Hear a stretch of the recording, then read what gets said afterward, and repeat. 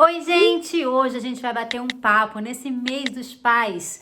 Tinha que ser com o Felipe Simas e com a Mari, mamãe de 3, papai de 3. Gente, um vídeo muito especial com essa família que eu admiro tanto e que tem bastante história pra contar, viu? Primeiro eu quero dizer que eu tô muito feliz de você estar aqui no canal, você e a Mari terem aceitado. Vocês são um casal que eu admiro muito. Como é que desde o início pra vocês foi muito claro, assim, como foi essa união de vocês? E aí, de repente, vocês falaram, cara, é isso, fechou, formou, somos nós, vamos seguir essa vida aí. E aí o filho foi planejado, não foi? Como é que foi isso? Vocês resolveram começar uma vida de família mais cedo? Na época eu tinha 18 anos, assim, então para um filho chegar para uma mãe e falar, encontrei a mulher da minha vida, a mãe dos meus filhos, assim, eu acredito que seja assustador mesmo. Assim, eu acho que nenhuma mãe tá preparada para escutar de um filho de 18 anos que ele tá não pronto para ser pai, mas que ele já se visualiza como pai. Não aconteceu assim e a gente foi feliz para sempre, não, pelo contrário. Aí que realmente começou o processo de entendimento, a gente se conheceu e a gente foi se apaixonando até o momento em que a gente entendeu que era pra gente ficar junto, e foi o momento que o Joaquim veio. O Joaquim veio, a gente não tinha conta no banco, assim, literalmente. Eu vivia do teatro, tinha acabado de largar o futebol, a Mari estava fazendo faculdade de jornalismo, estagiava na Band, assim. A gente não tinha estrutura financeira, principalmente nenhuma, para ter um filho naquele momento. E vocês moravam juntos ou não? Não. A Mari é de Niterói e na época eu morava com a minha mãe. E quando a gente recebeu a notícia, ela estava em Niterói e ela me ligou depois do teste, ela falou assim, filho, deu positivo. Na mesma hora eu peguei o carro do meu irmão na época e atravessei a ponte assim com a cabeça a mil, e eu liguei pra minha mãe na época e ela falou assim, filho, então você vai lá, você vai chegar com flores, com um sorriso no rosto e vai falar pra ela que você tá pronto pra encarar essa jornada com ela. Que mãe, hein, cara? Pô, que mãe, hein? Sabedoria. Porque, na verdade, minha mãe também foi mãe jovem, do meu irmão mais velho. Então, eu acho que ela se colocou no lugar da Mari e ela, na época em que ela foi mãe, eu acho que é exatamente isso que ela gostaria que o companheiro dela, na época, fizesse com ela. Então, faça com os outros exatamente o que você gostaria que fizesse com você. Eu acho que ela pegou isso, botou na minha cabeça e falou assim, ó, filha, é assim que você vai ter que agir. No início foi muito difícil, porque além da gente passar a morar junto e como um casal mesmo, ainda tinha uma criança. Então a gente não curtiu a fase de montar uma casa e curtir a casa, ficar até tarde no domingo. No domingo de manhã a gente acorda e não sai da cama. A gente não teve isso. Então, por um lado foi muito difícil, por outro a gente entendeu também que se não fosse dessa forma, talvez não fosse de forma alguma. Me fala uma coisa, vocês pais de 3, em plena pandemia, vocês já estão acostumados a lidar com esse intensivão, afinal de contas a vida de vocês começou nesse turbilhão. Pra vocês, como é que foi isso, com 3 filhos dentro de casa e se reinventar, e como foi pra você como homem, pra Mari, vocês família? Antes de entrar no assunto da pandemia, eu queria falar só que eu acredito que filho é uma benção mesmo. Então quando você fala assim, a gente sabe o que a gente tá fazendo, é porque talvez hoje em dia não é tão fácil ter filho. Assim, a gente olha pra casais ao nosso redor, então assim, toda vez que realmente dá certo, ela vai pra frente, é literalmente uma bênção, uma vitória mesmo. Então é isso que a gente acredita. A gente foi pego de surpresa também, porque a gente não esperava que fosse tão cedo. Com relação à pandemia, eu acho que tem vindo alguém. A minha amada tá aqui. Mas vem cá, conversa um pouquinho com a gente, vem.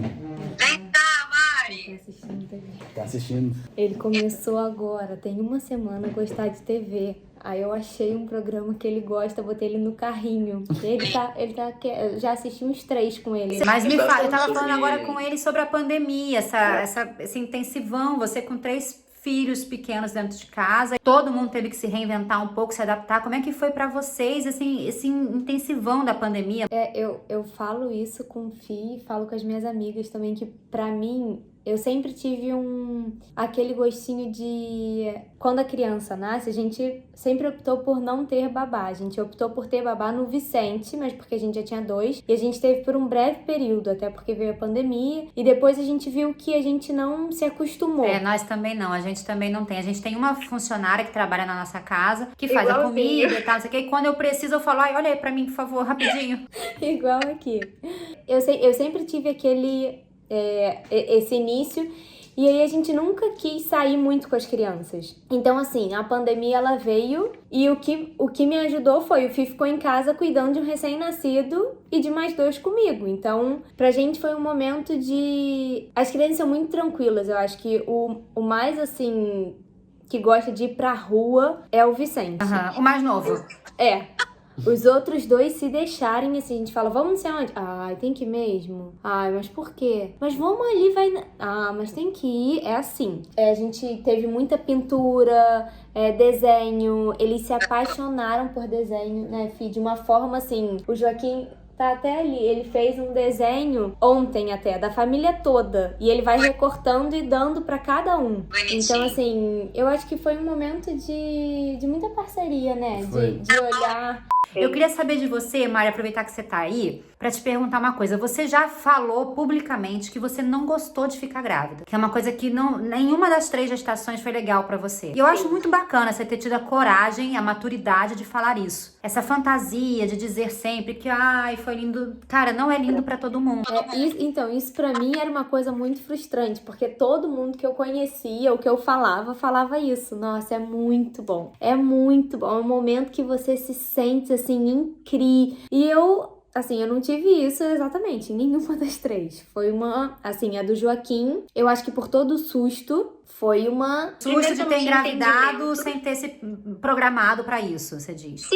Sim, eu não sabia nem... Assim, eu não tinha entendimento, eu não falava. E as pessoas falavam assim, você tem que falar com a sua barriga. Eu falava, como eu vou falar com a minha barriga? Tipo, isso não existe. Não vou falar com a minha barriga, sabe? Então, o Joaquim foi assim, eu não conseguia falar com a minha barriga, eu não conseguia, era uma coisa... Eu olhava na ultra, eu falava, será mesmo que isso tá dentro de mim? Sabe assim? Mas você não passou mal nem nada, você não gostou de ficar grávida, não porque você enjoou, não por causa disso. O do Joaquim eu não senti nada, mas quando eu fiz 6 para 7 meses, a minha barriga deu um salto e aí eu não conseguia me alimentar. Assim, eu tive muita azia nas 3, mas assim, muita azia de vomitar. Se eu comesse depois de meio-dia, 1h, e se eu não andasse, eu vomitava. Eu não conseguia, era uma coisa que de enlouquecer. E sem pesquisar muito, hoje em dia eu sei que tem uma balinha que ajuda, enfim...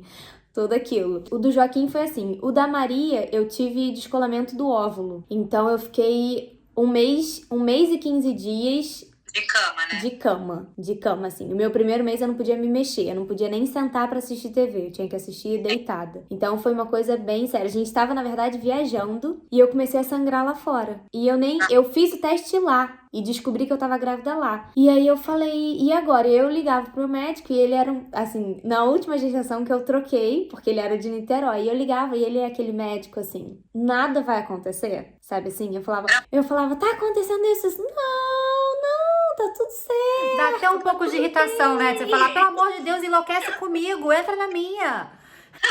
Exatamente. E tudo tava sempre tudo bem, tudo ótimo, tudo maravilhoso. E aí, quando eu voltei, eu marquei a ultra, assim, no dia seguinte, a gente chegou de noite, no dia seguinte, 2h eu tinha ultra. E aí, de manhã, o Joaquim choramingou e a nossa cama era muito alta, eu fui pegar ele assim. Quando eu peguei ele assim, fez assim, acho que foi o mais sério. E aí eu falei, pronto, aconteceu alguma coisa. E aí a gente foi fazer a ultra e o cara da ultra falou, olha, eu vou te dar o laudo e você liga agora pro seu médico. Eu falei, tá bom, mas aconteceu alguma coisa? Não, o seu médico vai te explicar. Eu falei, tá bom. Mas a gente escutou o coração, então aí eu liguei. Aí ele, daquele jeito, ele, não é nada, só um repouso. Aí eu falei, tá, mas esse repouso é o quê? Sentado? Posso andar? Não, um repousinho que você não pode nem sentar. Aí eu falei, mas como? Não vai passar, fica tranquila. Vai, depois de um mês e meio. E a da Maria eu enjoei muito no início, muito. Eu não conseguia sentir cheiro de comida, assim. Minha mãe foi lá pra casa, a gente já tava com uma pessoa, que é a mesma pessoa, e ela falou assim, Mari, o que a gente vai fazer pro almoço? Eu não quero almoçar, não quero pensar em... Assim, eu não podia pensar. Então foi ruim, tanto do repouso, porque o repouso, né, a gente fala, o primeiro dia, o segundo, a gente fala, cara, que bom, que delícia. No terceiro você fala, ai, tô com dor nas costas, Então, teve o descolamento do óvulo, eu fiquei muito enjoada e depois veio a azia. Então, da Maria eu passei muito mal. Eu vomitei até muito mais do que o do Joaquim. E o Vicente foi uma questão muito emocional também, porque quando a gente engravidou, eu tirei o DIU por decisão nossa, e porque eu falei, se eu não tirar agora, eu não vou tirar mais. Sabe, eles estão crescendo e se não for agora, não vai. E aí a gente tinha vontade de ter o terceiro. O Felipe tinha mais do que eu e eu tinha, mas ficava naquele será. Você tá lembrando da gestação também, né? E todo mundo falando, assim, todo mundo dá muito palpite, né? Desde que você tem filho. Então todo mundo falava, não, 2 tá ótimo, ainda tem um casal, tá doida de ter mais um. Então, sempre escutando isso. E aí, eu tirei o DIU. E aí, no dia que eu tirei, eu liguei pra ela e falei, eu não quero. Eu me arrependi, eu não quero. Eu quero botar o DIU. Ela falou, fica tranquila, a gente vai botar no seu próximo ciclo, porque agora não dá mais pra gente botar. Mas fica tranquila, porque 0,01 engravidam nesse primeiro ciclo. Prazer 0,01, né?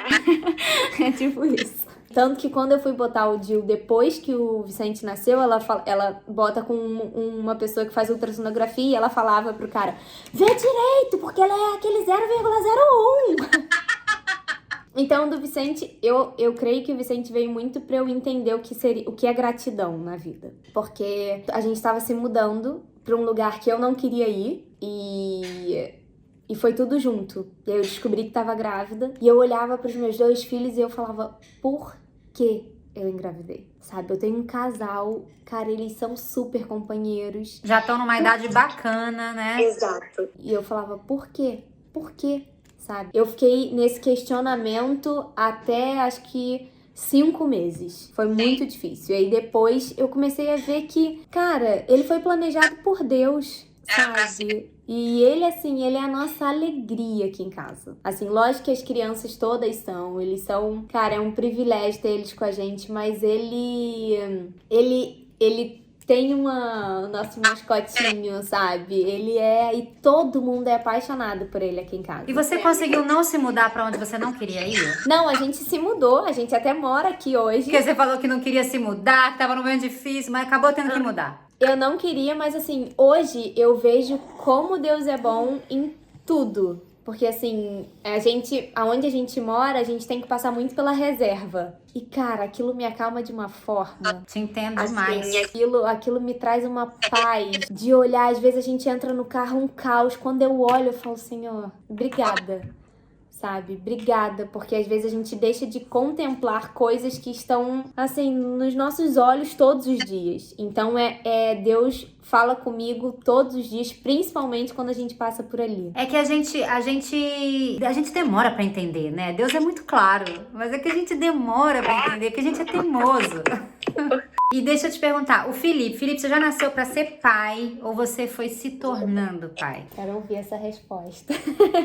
Não, como eu tava falando mais cedo, assim, eu sempre quis ser pai. Só que a gente não sabe a responsabilidade que é se tornar pai. Só depois que você realmente tem filho. E hoje a gente entende, como a gente estava falando, que antes de me tornar pai, ou a pessoa se tornar pai, ela tem que entender primeiro o conceito do casamento. Porque a gente vê muitas mães solos, ou então mesmo pais solos, que a dificuldade que é criar uma criança sozinha, assim. Justamente por isso, porque você precisa de um apoio, você precisa estar em comunhão e de pensamento, de filosofia, de educação. Mas a paternidade, ela me encanta muito. Ela me encanta muito justamente porque, para eu ser o melhor pai que eu quero ser, eu tenho que me transformar. Tem que existir uma transformação interior, porque a criança, ela aprende por exemplo e não por fala. Eu até falei há pouco tempo atrás sobre as crianças. Elas têm uma brinquedoteca aqui, e durante muito tempo a gente olhava pra brinquedoteca e tinha muito brinquedo que as crianças não usavam. E a gente se questionava, a gente falava assim, mas por que as crianças têm tanto brinquedo assim? Elas não precisam. Só que a gente entrava no nosso guarda-roupa e a gente olhava para nossas roupas. E a gente falava, mas acho que a gente também tem muita roupa, a gente tem mais do que a gente precisa. Então, antes da gente querer, assim, consertar o erro da criança, cara, acho que vamos olhar pro nosso primeiro, vamos entender, vamos agir e vamos viver dessa forma ao ponto de a gente não precisar educar as crianças dessa forma, porque elas entenderão que esse é o caminho a ser seguido. Porque é o exemplo que elas têm, a referência que elas têm. Exatamente. Mas é uma transformação, assim, diária, né? Porque a todo tempo você se questiona se as suas escolhas estão corretas, se o caminho que você escolheu é realmente o caminho que você quer que seu filho siga. A gente tá sempre a gente quer dar o nosso melhor, mas a gente nunca sabe se tá sendo o suficiente, né? Agora, é verdade que a Mari não deixava você fazer as coisas do seu jeito, Felipe? Que demorou um pouco pra Mari falar, não, tudo bem, vou deixar o Felipe fazer do jeito dele. Porque a mulher tem um pouco disso também, né? A gente sempre acha que só a gente sabe fazer, que o nosso jeito é o melhor, que se o pai fizer vai fazer errado, mas só porque não é do nosso jeito. Ela fala bastante sobre isso, assim, que eu trocava a fralda desse daqui de cocô e ela falava que não ficava tão limpo e cheiroso. Ah, tá. Não, ele começou a parar de trocar. Ele falava, não, eu não vou deixar tão limpo. Mas você percebe que a gente que se boicota, a maioria das mulheres tem a tendência a fazer isso. Aí depois o homem, como o Felipe, como o Michel, insistem na gente e falam, cara, deixa eu fazer. E a gente fala, ok, eu vou deixar você fazer. É isso, tá certo. Porque tem muita mãe que não deixa os pais participarem. A gente fala muito sobre isso, assim, que, é claro, existe o pai acomodado, mas existe muita coisa do pai falar, cara, eu não vou fazer, ela vai falar que eu tô fazendo errado, deixa quieto. Tem muito A gente tem exemplos também. próximos, né? A base familiar de vocês é muito bonita, é muito legal, porque vocês são o que vocês são. Assim, é claro que eu até te pedi pra falar depois sobre o encontro que vocês tiveram com Deus e tudo mais. Mas é claro que nada disso seria possível se vocês não tivessem essa estrutura familiar, esse exemplo, essa base que vocês têm dentro de casa, né? Certamente. Tanto do lado de cá quanto do lado de lá, assim. As duas famílias abraçaram a causa, literalmente. Entenderam também que a gente estava se esforçando para que realmente desse certo. No primeiro momento não deu certo. Essa é a realidade, assim. A gente fala, vocês se uniram e sempre tiveram maturidade. Não. Assim, o primeiro ano que a gente morou junto com o Joaquim foi muito difícil. Eu não tinha maturidade alguma para entender o meu papel como homem, assim. Eu ainda tava naquela cabeça...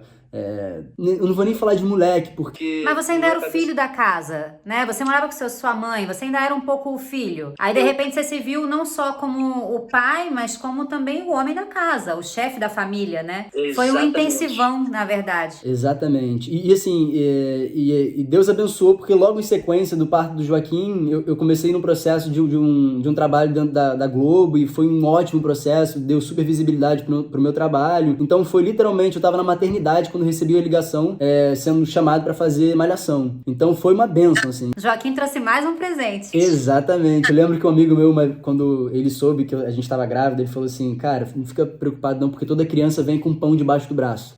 E eu agarrei essa frase e falei assim, e realmente fez muito sentido quando eu recebi essa ligação. Só que esse ano foi muito difícil, assim, porque eu passei muito tempo fora de casa, era um trabalho exaustivo, e eu chegava em casa, a Mari ainda tava se questionando, porque pra mulher, bem ou mal, a vida, ela para. E pro homem, até então, naquele momento, eu não tinha um entendimento de entender que, cara, é o momento que ela mais precisa do meu apoio. E eu não dei esse apoio pra ela esse primeiro ano. Embora ela precisasse do emocional naquele momento, mas a grana, o sustento também era muito importante, né? Muito importante. Sem sombra de dúvida.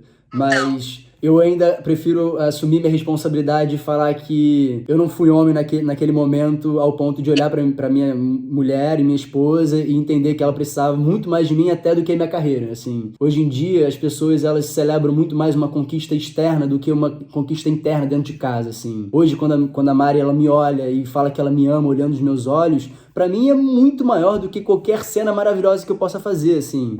Então, só que nesse momento eu não tinha essa maturidade pra entender isso. E nem discernimento espiritual, eu acho que não também. Então, quando a gente estava falando sobre o encontro com Deus, ele veio logo em sequência desse primeiro ano conturbado que a gente teve. Eu acredito que eu tive não um processo de depressivo, mas eu tive uma inicialização, assim, de uma depressão que foi assustador pra mim, essa é a realidade. E depois que terminou esse ano, um trabalho exaustivo, eu tive um breve período de férias onde eu tive um encontro espiritual com Deus, assim. Você foi em busca dele ou ele aconteceu? Isso é uma questão que eu tenho até hoje, eu me pergunto. Eu me pergunto mesmo, porque assim, eu gosto de usar o termo da graça irresistível, assim. Eu fui tocado por uma coisa que não tinha como eu lutar contra. Foi tão forte, foi tão bonito que... a vida fez muito mais sentido e hoje, sem ela, não faz sentido algum. A minha esposa é a pessoa que eu mais amo, mas Deus ele trouxe sentido para minha existência. Então, assim, a minha relação com Deus hoje, ela reflete na maneira como eu lido com a minha esposa, como eu trato a minha esposa, como eu educo os meus filhos, como profissional eu sou com as pessoas que estão ao redor. Olha, Então, a nossa família tem mais a ver do que eu imaginava. Amém. Muito legal você estar falando isso. A gente tá bem nesse lugar aí também. Compartilha disso, né? Muito legal. A gente sente. E logo depois desse encontro foi quando eu tive um entendimento de que lá atrás, quando eu olhei pra Mari pela primeira vez e que eu tive aquela sensação de que ela seria e realmente é a mulher da minha vida, a mãe dos meus filhos, começou a fazer mais sentido ainda. Eu falei, Senhor, mas assim, a gente aprende a se relacionar com Deus ainda, né? Não é aconteceu e pronto. Não, mas a gente sabe o momento que inicia uma nova vida, e eu tenho esse momento claro na minha mente. E a Mari vem de um lar cristão. A mãe dela, assim, é uma mulher de oração, de ser acordada no meio da noite, cair de joelhos e começar a orar pelo filho, e quando bate o telefone, o filho realmente sofreu um acidente. Então, assim, ela tem uma sensibilidade espiritual muito grande. E a Mari vem desse contexto. Só que ela diz que ela sempre soube quem Deus era, mas depois da minha conversão, a gente passou a querer andar com Jesus. É porque é uma escolha assim, ele já escolheu a gente é que tem que aceitar ele ter ele perto, né? Porque assim, ele quer estar perto, o problema é que muita gente não deixa ele estar. Então, a gente fala isso diariamente na oração antes de dormir, que a gente faz com as crianças, né? A gente fala que a gente queira cada vez mais ter você perto de nós, que a gente queira cada vez mais que você seja o nosso melhor amigo, sabe? E é isso, a gente tem que dar esse espaço pra ele entrar, né? E coragem também, porque depois que ele entra também, aí ele começa uma revolução interna de valores, de conceitos, assim. Eu acho que esse é o maior passo que a gente tem dado, assim, de fé, assim. A gente tem olhado ao nosso redor e por mais que a circunstância racionalmente não faça sentido, espiritualmente a gente fala assim, eu acho que ele tá nos convidando para ir por esse caminho. Mas aí a gente se olha e fala assim, mas vamos parar pra pensar. Às vezes, se você parar pra pensar muito, você não faz a escolha que ele tá te convidando a fazer. Ele não te obriga, de forma alguma. E você não vai ser menos abençoado se você não fizer essa escolha. Só que o seu nível de fé, ele vai aumentar. Porque você tá depositando nele uma confiança de que, realmente, eu não sei qual é o plano que você tem pra minha vida, mas eu confio que os seus planos são mais altos e maiores do que os meus. Então, agora tá nas suas mãos. É engraçado que esse conceito que a gente tá falando, dessa revolução interna, até propriamente do casamento, a gente não é ensinado, por exemplo, que depois que você se casa, você se torna um com a sua esposa. A gente estava falando mais cedo sobre isso, sobre como o casal, normalmente, eles se unem, mas cada um tem a sua vida, assim. As suas conquistas são particulares, não são em conjunto. Hoje a gente se olha e quando surge um trabalho, um convite, a gente se olha e fala assim, amém, faz sentido. Faz sentido pra gente. Porque se não fizer sentido pros dois, esquece. Faz sentido nenhum. Exatamente. E a gente não é ensinado a isso. Apesar de todo o amor que eu vi ao redor da minha família, assim, esse conceito de que dois se tornam um, eu nunca tinha visto antes. Ninguém fala sobre esse outro lado. E que problema chegar no final da vida e você batalhar, conquistar tudo que você queria e olhar pra trás e falar assim, mas faltou alguma coisa. Faltou o maior, com um vazio imenso, né? Vocês se conheceram aonde? A gente se conheceu através de um grande amigo meu. Ele namorava a melhor amiga dela na época. E os dois se separaram logo em sequência. Mas eles tinham um papelzinho ali fundamental, né? Exatamente. Eles são padrinhos do nosso casamento. Impossível não ser, né? Pois é, a gente agradece a Deus pela vida dos dois, com certeza, com certeza. Ó, o papo com eles tá tão legal, tá tão bacana que vai ter mais um pouquinho semana que vem.